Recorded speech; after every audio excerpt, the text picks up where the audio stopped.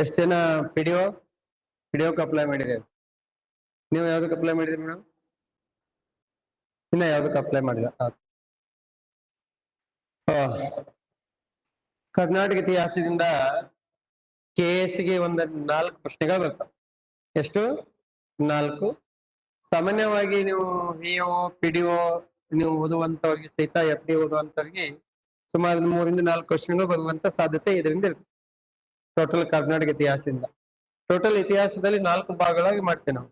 Ancient Indian history, medieval Indian history, modern Indian history and Karnataka history ಅಂತ.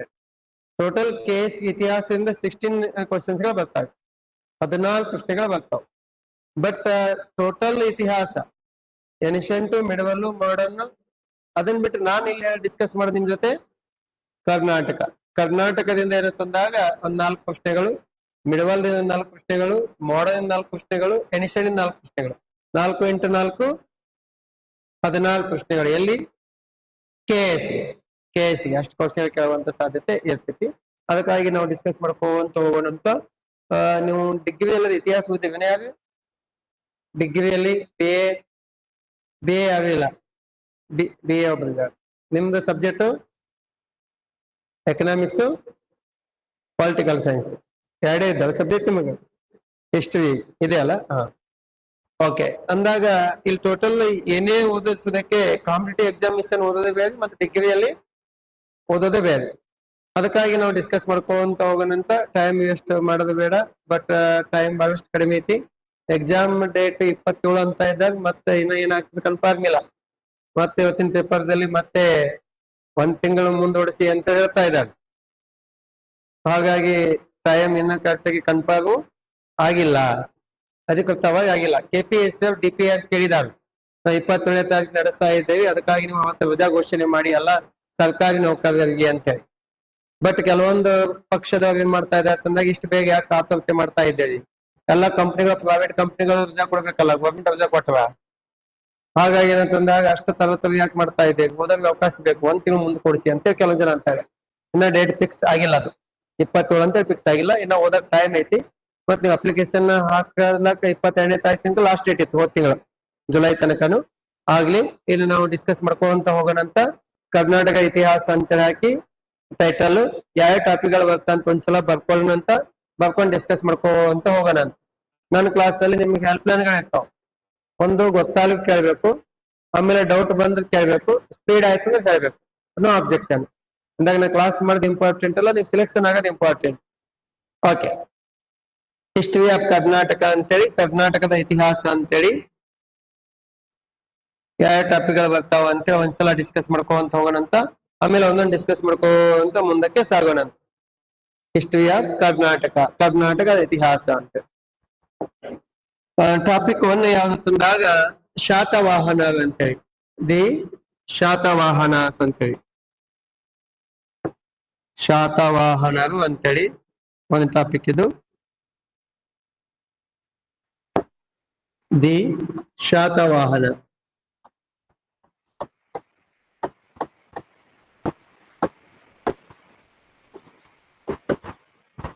ಶಾತವಾಹನರು ಅಂತೇಳಿ. Next 2ನೇ topic title history of Karnataka ಅಂತ ಹಾಕಿ, ಕರ್ನಾಟಕ ಇತಿಹಾಸ ಅಂತ ಹಾಕಿ, ಅದ್ರಲ್ಲಿ ಒಂದು ಟಾಪಿಕ್ ಶಾತವಾಹನರು ಅಂತೇಳಿ. 2ನೇದು ಬನವಾಸಿಯ ಕದಂಬರು. ಬನವಾಸಿಯ ಕದಂಬರು, ಕದಂಬಸ ಬನವಾಸಿ,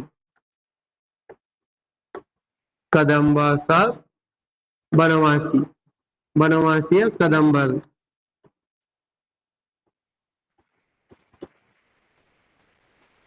ಬನವಾಸಿಯ ಕದಂಬರು 2ನೇ ಟಾಪಿಕ್ ಇದು. ಬನವಾಸಿಯ ಕದಂಬರು ಕೇಳಿರ್ಬೇಕಲ್ಲ. ಯಾವ ಜಿಲ್ಲೆ? ಉತ್ತರ ಕನ್ನಡ ಜಿಲ್ಲೆ. ಯಾವ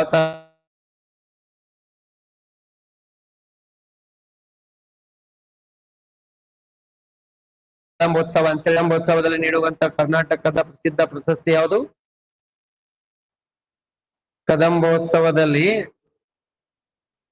ಕರ್ನಾಟಕದ ಸಾಹಿತ್ಯ ಕ್ಷೇತ್ರಕ್ಕೆ ಗಣನೀಯವಾಗಿ ಸಾಧನೆ ಮಾಡಿದಂತ ವ್ಯಕ್ತಿಗೆ ಪ್ರಶಸ್ತಿಯನ್ನು ನೀಡಲಾಗ್ತದೆ. ಪಂಪ ಪ್ರಶಸ್ತಿ. Very good. ಪಂಪ ಪ್ರಶಸ್ತಿಯನ್ನು ಕದಂಬೋತ್ಸವದಲ್ಲಿ ನೀಡಲಾಗ್ತೈತಿ. ಕದಂಬೋತ್ಸವ ಪಂಪ ಪ್ರಶಸ್ತಿ ನೀಡಲಾಗ್ತೈತಿ. ಈ ಸಲ ಪಂಪ ಪ್ರಶಸ್ತಿ ಪಡೆದುಕೊಂಡಾಗ ಯಾರು?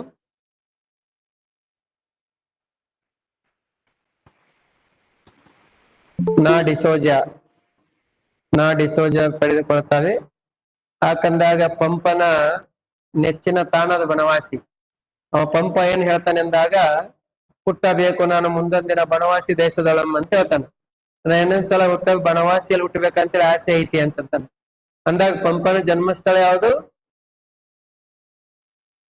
ಪಂಪನ ಜನ್ಮಸ್ಥಳ ಅನ್ನಿಗೇರಿ, ಧಾರವಾಡ ಜಿಲ್ಲೆ ಅನ್ನಿಗೇರಿ ಯಾವುದು. ಬಟ್ ಅವನ ಆಸೆ ಅಲ್ಲೇ ಆಗಿತ್ತು ಅಂತೇಳಿ. ಅಪ್ ಮಾಡ್ಬಿಡಿ, ಒಳ್ಳೇದು ಮಾಡಿದೀನಿ ಕೆಲಸ.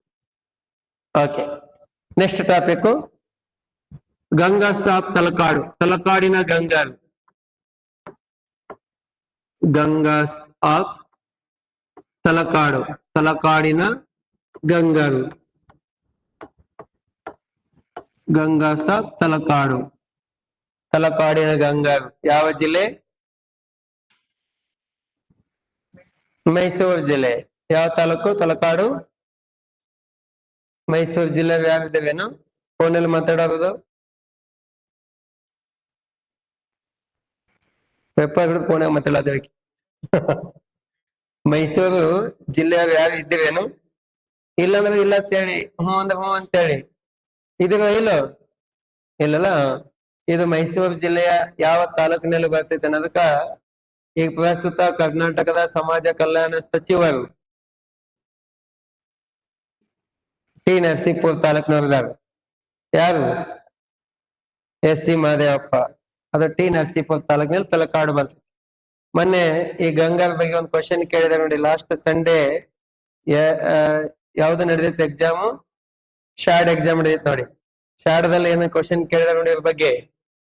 ಮಾಕುಂದವನ್ನು ರಾಜಧಾನಿ ವರ್ಗಾಯಿಸಿದಂತ ಗಂಗಾ ಮಣಿತನದ ಅರಸ ಯಾರಂತೇಳಿ.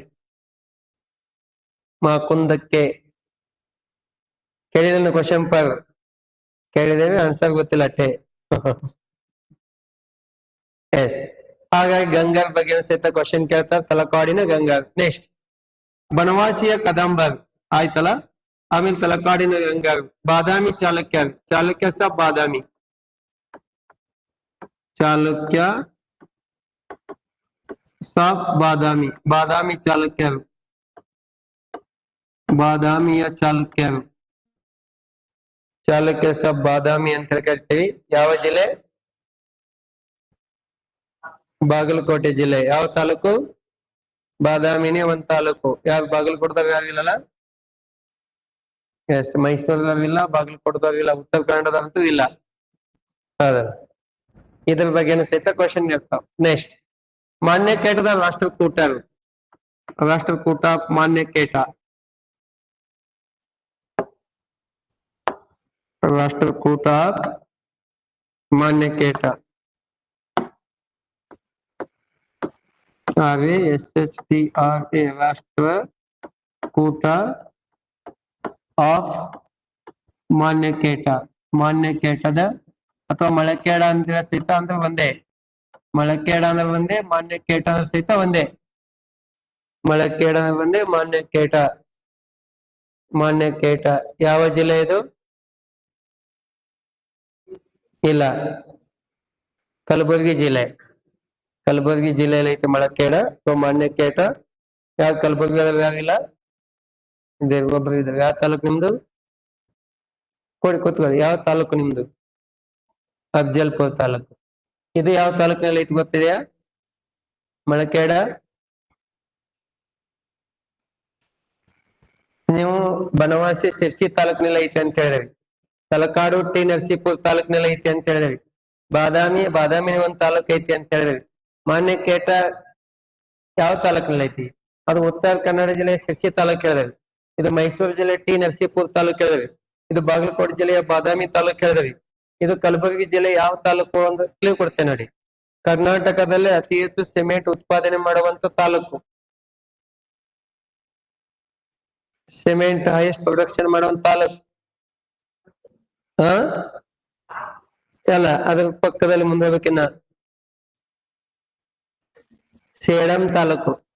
ಇದು ಸೇಡಂ, ಸೇಲಂ ಅಲ್ಲ, ಸೇಡಂ ತಾಲೂಕಿನಲ್ಲಿ ಐತಿ. ಯಾವುದು? ರಾಷ್ಟ್ರಕೂಟ ಮಾನ್ಯ ಕೇಟ ಅಂತೇಳಿ. ಹೀಗಾಗಿ ಮತ್ತ ಅದು ಬನವಾಸಿ ಐತಲ್ಲ ಪ್ರಸಿದ್ಧವಾದ ಕದಂಬ ರಾಜಧಾನಿ ಅದು. ತಲಕಾಡು ಐತಲ್ಲ ಗಂಗಾ ರಾಜಧಾನಿ ಅದು. ಬಾದಾಮಿ ಐತಲ್ಲ ಚಾಲುಕ್ಯ ರಾಜಧಾನಿ. ಮಾನ್ಯ ಕೇಟ ಐತಲ್ಲ ರಾಷ್ಟ್ರಕೂಟ ರಾಜಧಾನಿ. ನೆಕ್ಸ್ಟ್ ಚಾಲುಕ್ಯ ಸಾಬ್ ಕಲ್ಯಾಣ, ಕಲ್ಯಾಣದ ಚಾಲುಕ್ಯ. ಚಾಲುಕ್ಯ ಸಾಬ್ ಕಲ್ಯಾಣ, ಕಲ್ಯಾಣದ ಚಾಲುಕ್ಯರು. ಕಲ್ಯಾಣದ ಚಾಲುಕ್ಯರು, ಚಾಲುಕ್ಯ ಸಾಬ್ ಕಲ್ಯಾಣ, ಕಲ್ಯಾಣದ ಚಾಲುಕ್ಯರು. ಯಾವ ಜಿಲ್ಲೆ?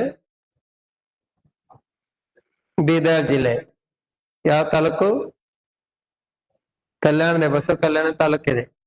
ಕಲ್ಯಾಣ ಎಂಬುದು ತಾಲೂಕು ಐತಿ, ಬಸವ ಕಲ್ಯಾಣ ಅಂತ ಬೀದರ್ ಜಿಲ್ಲೆ.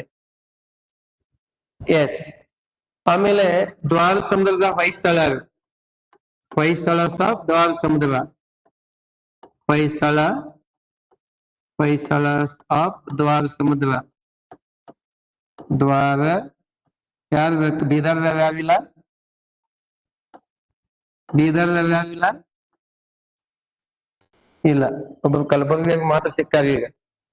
ಮಾನ್ಯ ಕೇಂದ್ರ ರಾಷ್ಟ್ರಕೂಟ ಕಾಲದಲ್ಲಿ ಸಿಕ್ಕಾರ ಒಬ್ರು. ಹೊಯ್ಸಳ ಸಾಬ್ ದ್ವಾರ ಸಮುದ್ರ. ಯಾವ ಜಿಲ್ಲೆ? ಹಾಸನ ಜಿಲ್ಲೆ. ಯಾವ ತಾಲೂಕು? ಬೇಲೂರು ತಾಲೂಕು. ದ್ವಾರ ಸಮುದ್ರದ ಈಗಿನ ಹೆಸರು ಹಳೆಬೀಡು.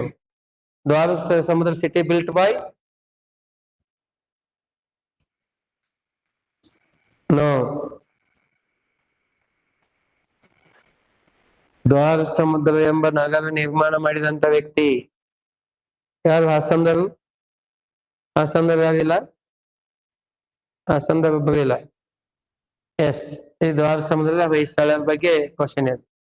ನೆಕ್ಸ್ಟ್ ವಿಜಯನಗರ ಸಾಮ್ರಾಜ್ಯ. ವಿಜಯ ನಗರ ಎಂಪೈರ್, ವಿಜಯನಗರ ಸಾಮ್ರಾಜ್ಯ. ವಿಜಯನಗರ ಸಾಮ್ರಾಜ್ಯ ಯಾವ ಜಿಲ್ಲೆ? ವಿಜಯನಗರ ಜಿಲ್ಲೆ. ಯಾವ ತಾಲೂಕಿನಲ್ಲಿ ಐತಿ? ಹೊಸಪೇಟೆ ತಾಲೂಕು. ಯಾವ ಹೋಬಳಿ?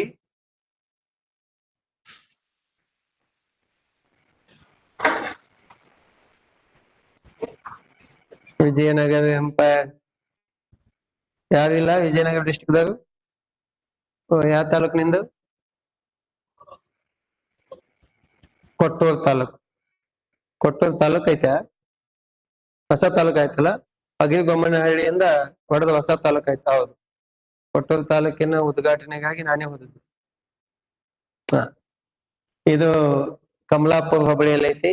ಹಂಪಿ ಅಂತೇಳಿ ವಿಜಯನಗರ ಸಾಮ್ರಾಜ್ಯ ಹೊಸಪೇಟೆ ತಾಲೂಕಿನಲ್ಲಿ ಐತಿ. ಹೊಸಪೇಟೆ ನಗರ ನಿರ್ಮಾಣ ಮಾಡಿದ ವ್ಯಕ್ತಿ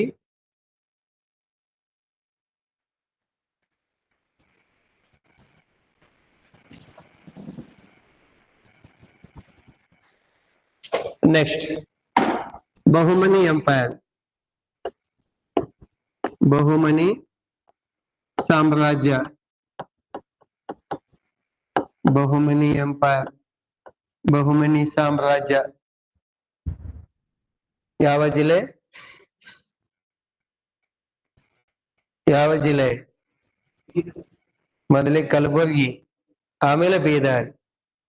ಬೀದರ್ ಇದ್ದಾಗ 5 ಮನೆತನಗಳಾಗಿ ವಿಭಾಗ ಆಗ್ತಾವ. ಬಿಜಾಪುರದ ಆದಿಲ್ ಶಾಹಿಗಳು, ಗೋಲ್ಕೊಂಡದ ಕುತುಬ್ ಶಾಹಿಗಳು, ಅಹಮದ್ನಗರ ನಿಜಾಮ್ ಶಾಹಿಗಳು, ಬೀದರ್ನ ಬರೀದ್ ಶಾಹಿಗಳು, ಬಿಹಾರ್ನ ಇಮಾದ್ ಶಾಹಿಗಳು. ಇಂತ ಮುಂದೆ 5 ಮನೆತನಗಳಾಗಿ ವಿಭಾಗ ಆಗ್ತಿತ್ತು. ಬೀದರ್ದಾಗ ಯಾರು ಇಲ್ಲ ಅಂತ ಹೇಳಿದ್ರಿ ನೀವು. ಕಲಬುರ್ಗಿ ಒಬ್ಬರದಾರ ಅಂತ ಹೇಳಿದ್ರು. ಈ ಕಲಬುರ್ಗಿ ಒಬ್ರು ಸಿಕ್ಕರು, ವಿಜಯನಗರ ಒಬ್ರು ಸಿಕ್ಕರು ಇದರಲ್ಲಿ. ನೆಕ್ಸ್ಟ್ ಮೈಸೂರು ಸಂಸ್ಥಾನ. ಮೈಸೂರು ಸಂಸ್ಥಾನ, ಮೈಸೂರು ಪ್ರೆಸಿಡೆನ್ಸಿ, ಮೈಸೂರು ಪ್ರೊವೆನ್ಸಿ. ಮೊದಲಿಗೆ ಯಾವ ಜಿಲ್ಲೆ? ಶ್ರೀರಂಗಪಟ್ಟಣ ರಾಜಧಾನಿ. ಮಂಡ್ಯ ಜಿಲ್ಲೆಯಲ್ಲಿ ಶ್ರೀರಂಗಪಟ್ಟಣ ತಾಲೂಕು. ಯಾವ ನದಿಯ ದಡದ ಮೇಲೆ? ಕಾವೇರಿ ನದಿಯ ದಡದ ಮೇಲಿದ್ದಂಥದ್ದು. ಮುಂದೆ ಮೈಸೂರು ರಾಜಧಾನಿ ಮಾಡಿಕೊಳ್ತಾರೆ. ಮೈಸೂರು ರಾಜಧಾನಿ ವರ್ಗಾವಣೆ ಮಾಡಿದಂತ ವ್ಯಕ್ತಿ ಯಾರು? ಶ್ರೀರಂಗಪಟ್ಟಣದಿಂದ ಮೈಸೂರಿಗೆ ರಾಜಧಾನಿ ಟ್ರಾನ್ಸ್ಫರ್ ಮಾಡಿದಂತ ವ್ಯಕ್ತಿ ಅಲ್ಲ.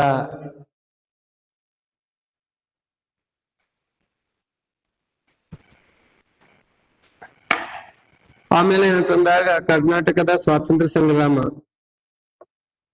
ಫ್ರೀಡಮ್ ಸ್ಟ್ರಗಲ್ ಅಥವಾ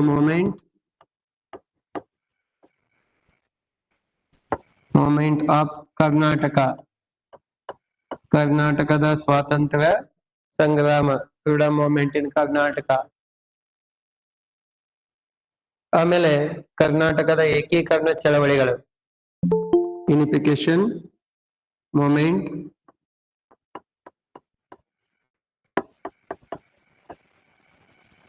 ಕರ್ನಾಟಕದ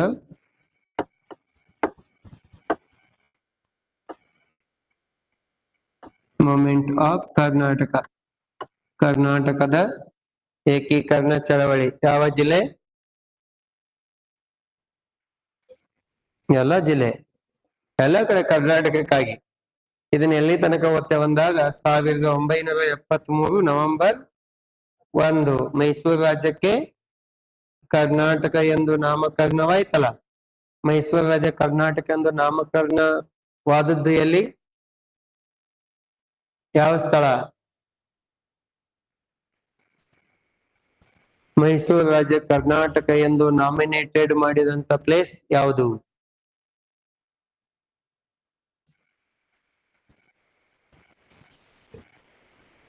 ಸುಮ್ಮನೆ ಯಾವ್ದಾದ್ರು ಒಂದು ಹೆಸರು ಹೇಳಿ, ಬಂದ್ರೆ ಬರ್ತಿತ್ತದ ಮೇಲೆ.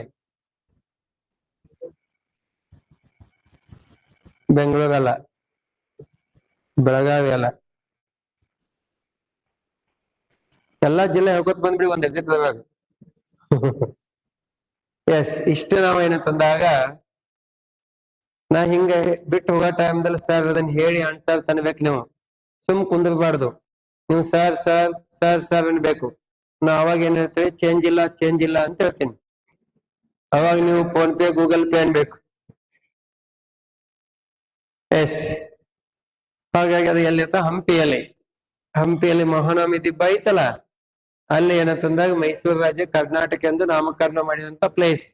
ಡಿ ದೇವರಾಜ ಅರಸು ಇರ್ತಾರ ಅವಾಗ. ಹಾಗಾಗಿ ಏನಂತಂದಾಗ ಅವಾಗ ಅಲ್ಲಿದ್ದು Hampi city built by, Hampi ನಗರ ನಿರ್ಮಾಣ ಮಾಡಿದ ವ್ಯಕ್ತಿ ಅಲ್ಲ. ಏನ್ ಕೇಳ್ಬೇಕು? ಶ್ರೀಕೃಷ್ಣ ದೇವರಾಯನ ಹೇಳತ್ತೇಳಿ, ಯಾಕ ಚಂದದನಂತ? ಹಾ, ಹೀಗಾಗಿ ಏನಂತಂದಾಗ ನೀವು ಇಷ್ಟು ಟಾಪಿಕ್ ಗಳು ಓದೋದ್ರಂದ್ರೆ ಎಷ್ಟು ಕ್ವಶನ್ ಇರ್ತಾವ ಕೆ ಎಸ್ ಅಲ್ಲಿ? ಓನ್ಲಿ 4 ಕ್ವಶನ್ಸ್ಗಳು. 4 ಕ್ವಶನ್ಸ್ಗಳಿಂದಾಗ ಎಷ್ಟು ಮಾರ್ಕ್ಸ್? 8 ಮಾರ್ಕ್ಸ್. ಮಾರ್ಕ್ಸ್ ಎಷ್ಟು? 8 ಮಾರ್ಕ್ಸ್. ಯಾಕಂದ್ರೆ ಒಂದು ಕ್ವಶನ್ಗೆ ಎಷ್ಟು ಮಾರ್ಕ್ಸ್ ಐತಿ? 2 ಮಾರ್ಕ್ಸ್ ಐತಲ್ಲ, ಇಸ್ಕೊಟ್ಟು 8 ಮಾರ್ಕ್ಸ್. ಮತ್ ಇದೇ ಮೇನ್ಸ್ ಅಲ್ಲಿ ನೋಡೋದು ಏನಂತಂದಾಗ 15 + 15 + 10 3 ಕ್ವಶನ್ಸ್ಗಳು ಇರ್ತಾವ. 15 15 ಎಷ್ಟು? 30 ಪ್ಲಸ್ ಎಷ್ಟು? 40. ಎಲ್ಲಿ? ಮೇನ್ಸ್ ಅಲ್ಲಿ. ಮೇನ್ಸ್ ಅಲ್ಲಿ ಬರಿಬೇಕಂದಾಗ 40 ಮಾರ್ಕ್ಸ್ ಗಳಿರ್ತಾವ. ಅಂದಾಗ 40 + 8 ಎಷ್ಟಾಯ್ತು? 48 ಮಾರ್ಕ್ಸ್ ಬರೀ ಕರ್ನಾಟಕ ಇತಿಹಾಸದಿಂದ. ನಾ ಇದನ್ನೇ ಯಾಕೆ ಕೇಳಿದ್ರೆ, ಮೇನ್ಸಿಗೆ ಕ್ವಶನ್ ಕೇಳುವಂತದ್ದು ಈ ಕ್ವಶನ್ ಕೇಳ್ತಾರೆ ಈ ಸಲ ಪಕ್ಕ. ಯಾವುದು? ಯೂನಿಫಿಕೇಶನ್ ಮೂಮೆಂಟ್ ಆಫ್ ಕರ್ನಾಟಕನ ಯಾಕೆ ಕೇಳ್ತಾರೆ ಮೆಣಸಿಗೆ? 15 ಮಾರ್ಕ್ಸ್ ಎಂದು ಅಂದಾಗ, ಕರ್ನಾಟಕ ಎಂದು ನಾಮಕರಣವಾಗಿ ಸುವರ್ಣ ಮಹೋತ್ಸವ ಆಚರಿಸಿಕೊಂಡಿತು. 50 ವರ್ಷ ಆಯ್ತು. 2023 ಆ ಸುವರ್ಣ ಮಹೋತ್ಸವ ಸವಿನೆನಪಿಗೆ ಕನ್ನಡ ನಡೆದು ಬಂದಂತ ಹಾದಿ ಹೌದಲ್ಲ. ಅಲ್ಲಿಂದ ನಾವು ಯಾವ ಮಟ್ಟಕ್ಕೆ ಬಂದೇವಿ ಇಲ್ಲಿಗೆ ಅಂತ ಹೇಳಿ ಅದ್ರ ಬಗ್ಗೆ ಒಂದು ಕ್ವಶನ್ ಕೇಳಬಹುದು. ಆಮೇಲೆ ಅದನ್ನ ಬಿಟ್ಟು ಏನಂತಂದ ಇದ್ರ ಬಗ್ಗೆ ಒಂದು ಕ್ವಶನ್ ಕೇಳ್ತಾರೆ. ಯಾವ್ದ ಬಗ್ಗೆ? ಮೇನ್ಸ್ ಅಲ್ಲಿ ಹೊಯ್ಸಳಾಸ್ ಬಗ್ಗೆ ಕ್ವಶನ್ ಕೇಳ್ತಾರೆ. ಯಾಕೆ ಹೊಯ್ಸಳ ಬಗ್ಗೆ ಕ್ವಶನ್ ಕೇಳ್ತಾರೆ ಅಂದ್ರೆ, ಯುನೆಸ್ಕೋ ಪಟ್ಟಿಗೆ ಸೇರ್ಪಡೆಗೊಂಡಿತಲ್ಲ ಹೊಯ್ಸಳ ವಾಸ್ತುಶಿಲ್ಪ ಹೌದಲ್ಲ. ಬೇಲೂರಿನ ಚೆನ್ನಕೇಶವ, ಹಳೆಬೀಡಿನ ಹೊಯ್ಸಳೇಶ್ವರ, ಸೋಮನಾಥಪುರದ ಕೇಶವ ದೇವಾಲಯ. ಅದಕ್ಕಾಗಿ ಹೊಯ್ಸಳ ಶೈಲಿಯ ಲಕ್ಷಣಗಳನ್ನು ಮತ್ತು ಪ್ರಮುಖವಾದಂತಹ ದೇವಾಲಯಗಳನ್ನು ಬರೆಯಬೇಕು. ಅಂದಾಗ ಭಾರತದ ಇತಿಹಾಸದಲ್ಲಿ ಹೊಯ್ಸಳ ಕೊಟ್ಟಂತ ಕೊಡುಗೆ ಅತಿ ಮಹತ್ವದಾಗಿದೆ ಅನ್ನೋದಕ್ಕೆ. ಇನ್ನು 10 ಮಾರ್ಕ್ಸ್ ಏನಂತಂದಾಗ ಉಳಿದಂತೆ ಈ ವಿಜಯನಗರ ಸಾಮ್ರಾಜ್ಯದ ಅಡಿಯನಾದ ರಾಮರಾಯ ನೀತಿ ಕೇಳಬಹುದು, ಅಥವಾ ಆಡಳಿತ ಕೇಳಬಹುದು. ಆಧುನಿಕ ಮೈಸೂರಿನ ಇತಿಹಾಸದಲ್ಲಿ ದಿವಾನಗಳ ಪಾತ್ರ ಕೇಳಬಹುದು, ಕಮಿಷನರ್ಗಳ ಆಡಳಿತ ಕೇಳಬಹುದು, ಹೈದರ್ ಅಲಿ ಮತ್ತು ಟಿಪ್ಪುನ ಬಗ್ಗೆ ಇಲ್ಲಿ ಕೇಳಬಹುದು, ಅಥವಾ ಬಾದಾಮಿ ಚಾಲುಕ್ಯರ ಕಲೆ ಮತ್ತು ವಾಸ್ತುಶಿಲ್ಪ ಕೇಳಬಹುದು, ಇಂತ ಯಾವ್ದೋ ಒಂದು ಕೇಳ್ಬೋದು 10 ಮಾರ್ಕ್ಸ್ ಇಂದ. ಅದಕ್ಕ ಈ ಪಟ್ಟ ಇದಕ್ಕೆ ಚೇಂಜ್ ಆಗಲ್ಲ ಇದು. ಅಂದಾಗ ನಾವೇನಂತಂದಾಗ ಮೈಂಡ್ ಸೆಟ್ ಮಾಡ್ಕೊಂಡು ಓದ್ಬೇಕು. ನಾವು KS ಪಾಸ್ ಆಗ್ಬೇಕಂದಾಗ ಯಾವತ್ತು ಒಂದು ವೇ ಹೋಗ್ಬೇಕಂದಾಗ ನಾವು ಹಿಂಗ್ ಹೋದ್ರೆ ಅಷ್ಟೊತ್ತಾಗಿ ಹೆಂಗ್ ತಲುಪ್ತೇವಿ ಅನ್ನೋದ್ರ ಬಗ್ಗೆ ಹೇಳ್ಬೇಕು. ಯಾಕಂದಾಗ ನೀವು ಮೈಂಡ್ ಸೆಟ್ ಹೆಂಗ್ ಮಾಡ್ಕೋಬೇಕಂದಾಗ ಫಸ್ಟ್ ಪೇಪರ್ದಲ್ಲಿ ಒಂದು 60+40 ಈ ರೀತಿಯಾದಂತದ್ದು ಕಂಟೆಂಟ್ ಐತಿ ಅಂತ ತಿಳ್ಕೊಬೇಕು. 60 ಮಾರ್ಕ್ಸ್ ಏನಿದೆ ಅಂತಂದಾಗ 4 ಸಬ್ಜೆಕ್ಟ್ ಸೇರಿ 60 ಪ್ರಶ್ನೆಗಳು ಕೇಳ್ತಾರೆ ಅಂತ ತಿಳಿವಾಗಿರ್ಬೇಕು. 60 ಪ್ರಶ್ನೆಗಳು ಕೇಳ್ತಾರೆ ಅಂದಾಗ ಹಿಸ್ಟರಿ, ಜಿಯೋಗ್ರಫಿ, ಪೊಲಿಟಿಕಲ್, ಎಕನಾಮಿಕ್ಸ್ ಇವ್ 4 ಸಬ್ಜೆಕ್ಟ್ ಸೇರಿ ಎಷ್ಟು ಕ್ವಶನ್ಸ್ ಗಳು ಇರ್ತಾವು? 60. ಯಾವ ಪೇಪರ್ದಲ್ಲಿ? ಫಸ್ಟ್ ಪೇಪರ್ದಲ್ಲಿ. ಎಲ್ಲಿದು? KS ದಲ್ಲಿ.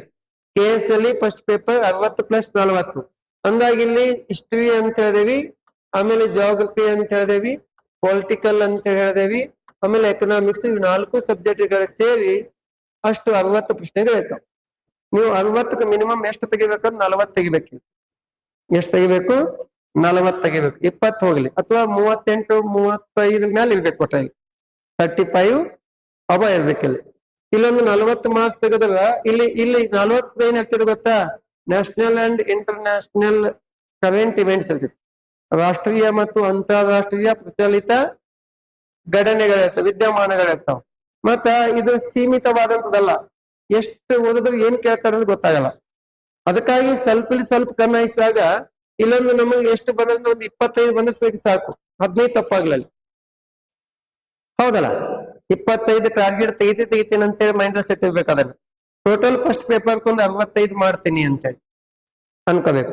ಇನ್ನು ಸೆಕೆಂಡ್ ಪೇಪರ್ ದಲ್ಲಿ ಹೆಂಗಿದೆ ಅಂತಂದಾಗ ಇಲ್ಲಿ 40+30+35+30. ಈ ಸೆಕೆಂಡ್ ಪೇಪರ್ ದಲ್ಲಿ ಸ್ವಲ್ಪ ಸೈನ್ಸ್ ಜಾಸ್ತಿ ಕ್ವಶನ್ ಎತ್ತಾರೆ. ಇಲ್ಲಿ ಆರ್ಟ್ಸ್ ಜಾಸ್ತಿ ಕ್ವಶನ್ಸ್ ಗಳಿಗೆ ಟಿಕ್ ಹಾಕ್ತಾರೆ. ಯಾಕಂದಾಗ ಇಲ್ಲಿ ಸೆಕೆಂಡ್ ಪೇಪರ್ ಸ್ವಲ್ಪ ಇಂಜಿನಿಯರ್ ಗಳಿಗೆ ಮತ್ತು ಈ ಸೈನ್ಸ್ ಬ್ಯಾಕ್ ಗ್ರೌಂಡ್ ಅನುಕೂಲ ಆಗ್ತದೆ. 40 ಏನ್ ಇರ್ತೈತಿ ಅಂದಾಗ ಇಲ್ಲಿ ಸ್ಟೇಟ್ ಕರೆಂಟ್ ಅಫೇರ್ಸ್ ಪ್ಲಸ್ ಏನ್ ಇರ್ತೈತಿ? ಸ್ಟೇಟ್ ಅಂಡ್ ಸೆಂಟ್ರಲ್ ಸ್ಕೀಮ್ ಅಂತ ಇರ್ತೈತಿ. State current affairs, state and central schemes ಗಳು, ಕೇಂದ್ರ ಮತ್ತು ರಾಜ್ಯ ಸರ್ಕಾರದ ಯೋಜನೆಗಳು, ರಾಜ್ಯದ ಪ್ರಚಲಿತ ಘಟನೆಗಳು, ಇವೆಲ್ಲ ಸೇರಿಸಿ ಎಷ್ಟಿರ್ತಾವು? 40 ಇರ್ತಾವ. ಇಲ್ಲಿ ಸಾಮಾನ್ಯವಾಗಿ 40ಕ್ಕೆ ನೀವು ಒಂದು 25 ತೆಗಿಬಹುದು. ಒಂದು 15 ತಪ್ಪಾರ್ಸೋದಕ್ಕೆ ಒಂದು 25 ತೆಗಿಬಹುದು. ಮತ್ತ ಇಲ್ಲಿ 30 ಏನಿರ್ತದೆ ಸ್ವಲ್ಪ ಇಲ್ಲಿ ವಾಸ್ಟ್ ಆದಂತದ ಇರ್ತದೆ ಸಿಲೆಬಸ್, ಕ್ವಶನ್ ಕಡಿಮೆ ಇರ್ತಾವ. ಇಲ್ಲಿ ಸೈನ್ಸಿಗೆ ಸಂಬಂಧಪಟ್ಟಂತೆ 30, ಸೈನ್ಸಿಗೆ ಸಂಬಂಧಪಟ್ಟಂತೆ ಏನಿರ್ತೈತಿ? ಬಯಾಲಜಿ ಇರ್ತೈತಿ, ಆಮೇಲೆ ಫಿಸಿಕ್ಸ್ ಇರ್ತೈತಿ, ಆಮೇಲೆ ಕೆಮಿಸ್ಟ್ರಿ ಇರ್ತೈತಿ, ಆಮೇಲೆ ಡೈಲಿ ಸೈನ್ಸ್ ಇರ್ತೈತಿ, ಆಮೇಲೆ ಅಪ್ಲೈಡ್ ಸೈನ್ಸ್ ಇರ್ತೈತಿ, ಆಮೇಲೆ ಸೈನ್ಸ್ ಅಂಡ್ ಟೆಕ್ನಾಲಜಿ ಇರ್ತೈತಿ, ಸೈನ್ಸ್ ಅಂಡ್ ಟೆಕ್ನಾಲಜಿ, ಆಮೇಲೆ ಎಕಾಲಜಿ ಅಂಡ್ ಎನ್ವೈರನ್ಮೆಂಟ್. ಇಷ್ಟು ಸೇರಿಸಿ 30 ಕ್ವಶನ್ಸ್ ಇರ್ತಾವೆ. ಇಲ್ಲಿ ಬಹಳ ಓದ್ಬೇಕು, ಕಡಿಮೆ ಪ್ರಶ್ನೆಗಳು ಬರ್ತಾವ. ಆದ್ರೆ ಎಲ್ಲಾನು ಒಂದ್ಸಲ ಕನ್ನಾಯಿಸ್ಬೇಕು. Biology, physics, chemistry. ಬಯಾಲಜಿಯಲ್ಲಿ ಸ್ವಲ್ಪ ಜಾಸ್ತಿ ವೇಟೇಜ್ ಇರ್ತೈತಿ. ಇಲ್ಲಿ ಫಿಸಿಕ್ಸ್, ಕೆಮಿಸ್ಟ್ರಿ ವೇಟೇಜ್ ಕಡಿಮೆ ಇರ್ತದೆ. ಡೈಲಿ ಸೈನ್ಸ್ ಸ್ವಲ್ಪ ಒಂದು ಕ್ವಶನ್ 2 ಕ್ವಶನ್ಸ್ ಇರ್ತಾವ. ಅಪ್ಲೈಡ್ ಸೈನ್ಸ್ 1-2 ಕ್ವಶನ್ಸ್ ಇರ್ತಾವ. ಇಲ್ಲೊಂದ್ ಸ್ವಲ್ಪ ವೇಟೇಜ್ ಜಾಸ್ತಿ ಇರ್ತೈತಿ ಇಲ್ಲಿ ಮತ್ತು ಇಲ್ಲಿ. Ecology, environment, science and technology, ಆಮೇಲೆ ಬಯಾಲಜಿ. ನೀವು ಇಲ್ಲಿ 30ಕ್ಕೆ ಏನಂತಂದಾಗ ಒಂದು 18 ಅದು ಮಾಡ್ಬೋದು. 18 ಮಾಡಿದ್ರೆ ಇನ್ನ ಎಷ್ಟು ತಪ್ಪಾದಂಗ ಆತಾವು? 12 ತಪ್ಪಾಗ್ತಾವ. 12 ತಪ್ಪಾಗ್ಲಿ. ಇನ್ನು ಇಲ್ಲ ಐತಲ್ಲ 30 ಏನಂತಂದಾಗ ಮೆಂಟಲ್ ಎಬಿಲಿಟಿ. ಇದು ಮೆಂಟಾಲಿಟಿ ಐತಲ್ಲ, ಇದನ್ನ ನೀವು ಎಟ್ ಮಾಡಿದಾಗ ಇಲ್ಲಿ ಎಟ್ ಮಾಡಿ ಇಂಪಾರ್ಟೆಂಟ್ ಅಲ್ಲ, ಅಲ್ಲಿ ಎಟ್ ಮಾಡ್ತಾನ ಅದು ಇಂಪಾರ್ಟೆಂಟ್. ಅಲ್ಲಿ ನಮಗೆ 15 ಬಂದ್ರೆ ಸಾಕು. ಬಟ್ ಸೈನ್ಸ್ ಸ್ವಲ್ಪ IBPS ಅದು ಓದೋರಿಗೆ ಇದಕ್ಕ ಏನು ಸಂಬಂಧ ಇಲ್ಲ. ಯಾಕಂದ್ರೆ ಲಾಜಿಕಲ್ ರೀಸನಿಂಗ್ ಇರ್ತೈತಿ, ಇಲ್ಲಿ ಎನಾಲಿಟಿಕಲ್ ಟೆಸ್ಟ್ ಇರ್ತೈತಿ, ಡಾಟಾ ಇಂಟರ್ಪ್ರಿಟೇಷನ್ ಇರ್ತೈತಿ, ಇಲ್ಲಿ ಡಿಸಿಷನ್ ಮೇಕಿಂಗ್ ಇರ್ತೈತಿ, ಇಂಟರ್ಪರ್ಸನಲ್ ಸ್ಕಿಲ್ಗಳು ಇರ್ತಾವ. ಒಂದ್ ದೊಡ್ಡ ಪ್ಯಾನ್ ಕೊಟ್ಟು ಅದ್ರ ಬಗ್ಗೆ ಕೇಳ್ತಾರೆ. ಮತ್ತೆ ಒಂದು ಸಿಟ್ಟಿಂಗ್ ಅರೇಂಜ್ಮೆಂಟ್ ಕೊಟ್ಟು ಅದ್ರ ಬಗ್ಗೆ 3 ಕ್ವಶನ್ ಇರ್ತಾವ. ಸಿಟ್ಟಿಂಗ್ ಅರೇಂಜ್ಮೆಂಟ್ ಕೊಟ್ಟು ಅದ್ರ ಬಗ್ಗೆ ಒಂದೇ ಕರೆಕ್ಟ್, ಅದು ಸಿಟ್ಟಿಂಗ್ ಅರೇಂಜ್ಮೆಂಟ್ ಕರೆಕ್ಟ್ ಕೂಡಿಸಿದ್ರ 3 ಆನ್ಸರ್ ಮಾಡ್ತೀವಿ. ಆ ಕರೆಕ್ಟ್ ಕೂಡ್ಲಿಕ್ಕೆ 3 ತಪ್ಪು ಮಾಡ್ತೀವಿ. ಒಂದ್ ತಪ್ಪಾಯ್ತು ಎಲ್ಲ ತಪ್ಪಾಗ್ತಾವ, ಹಂಗಾತಾವ್. ಕರೆಕ್ಟ್ ಕೂಡಿಸ್ಬೇಕು. ಅದನ್ನ ಕೂಡಿಸಿದಾಗ ಒಂದು 3 ಕ್ವಶನ್ಗಳು ಬರ್ತಾವ. ಮತ್ತೆ ಏನಂತಂದಾಗ ಸತ್ಯ ಸಂಗತಿಗಳು ಇರ್ತಾವ ನೋಡಿ, ಡಿಸಿಷನ್ ಮೇಕಿಂಗ್ ಅಂತ ಇರ್ತಾವಲ್ಲ, ಅಂದಾಗ ಅದು ಸ್ವಲ್ಪ ಕರೆಕ್ಟ್ ಮಾಡಿದ್ರೆ ಅಲ್ಲಿ ಒಂದ್ ಸ್ವಲ್ಪ ಮಾಡ್ಬೋದು. 15ರಿಂದ 16, 17, 18 ತನಕ ಮಾಡ್ಬೋದು. ಈ ಕಾಮನ್ ಪೀಪಲ್ ಒಂದು 15 ಮಾಡ್ಬೋದು. ಹಾಗಾಗಿ ಒಂದು 25 15 ಎಷ್ಟಾಯ್ತು ಇಲ್ಲಿ 40 40 ಒಂದು 18 58 ಈ 58 ಪ್ಲಸ್ 65 ಎಷ್ಟಾಯ್ತು 123 ಆಯ್ತು 123 ಇಂಟು 2 246 ಅಂದ್ರೆ ನೀವು 100% ಕಣ್ಣು ಮುಚ್ಚಿ ಕ್ವಾಲಿಫೈಡ್ ಆದಂಗೆ ಎಲ್ಲಿಗೆ ಮೆಣಸಿಗೆ ಇಷ್ಟಕ್ಕೆ ನಿತ್ತಿಲ್ಲ ಇಲ್ಲಿ ತನಕ ಕಟ್ಟಪ್ಪ ಇಲ್ಲಿ ತನಕ ನಿತ್ತಿಲ್ಲ ಇಲ್ಲಿ ತನಕ ನಿತ್ತಿಲ್ಲ ಮತ್ತೆ ಈ ಸಲ ನಿಮ್ಗೆ ಬೆನಿಫಿಟ್ ಹೆಂಗಿದೆ ಗೊತ್ತಾ ಪೋಸ್ಟ್ ಜಾಸ್ತಿ ಅದಾವ ಅಂದ್ರೆ ಇನ್ನೊಂದು ಡಿಮೆರಿಟ್ ಏನೈತಿ ಗೊತ್ತಾ 1:15 ಐತಿ ಅವಾಗ ಮೊದಲು 1:20 ಐತಿ 1:20 ಅಂದಾಗ ಈಗ 384 ಪೋಸ್ಟ್ಗಳು ಇರ್ತಾವಲ್ಲ ಇಂಟು 15 ಅಂತ ಅಂದಂಗ 15 ಅಂದಾಗ ಎಷ್ಟು 5,000 ಎಷ್ಟಾಯ್ತದು ಮೊಬೈಲ್ ನಲ್ಲಿ ಮಾಡಿ 5 4 20 5